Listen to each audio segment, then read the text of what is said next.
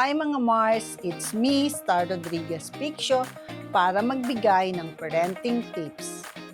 Alam mo ba na ang sobrang paggamit ng gadget ay maaaring magdulot ng speech delay sa mga bata?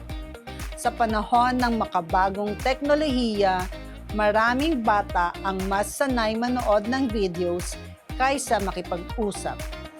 Ayon kay Dr. Ruben Makapinlak, ang unang taon ng bata ay kritikal. Dahil dito, nauhubog ang kanilang kakayahang magsalita sa pamamagitan ng interaction. Kapag puro screen ang kaharap ng bata, nagiging passive ang pagkatuto at nahahadlangan ang natural na pagdevelop ng kanilang wika. Dagdag pa, maraming magulang ang nagbibigay ng gadget bilang libangan. Ngunit ayon sa American Academy of Pediatrics, mas mabilis matuto ang bata sa aktibong pakikipag-usap at pakikipaglaro, hindi sa panunood sa screen, dahil mas kailangan ng bata ang boses ng tao kaysa tunog ng gadget.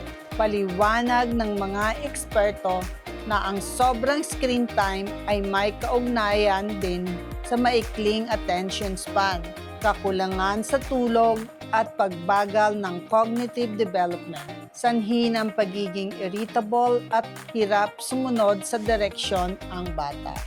Bilang magulang, mahalagang limitahan ang gadget at palitan ito ng pagbabasa ng kwento, pagkanta at araw-araw na pakikipag-usap sa bata. Tandaan, ang aktibong gabay at komunikasyon ng magulang ang pinakamabisang paraan para maiwasan ang speech delay at matulungan ang ating mga anak na lumaking malusog at matalino.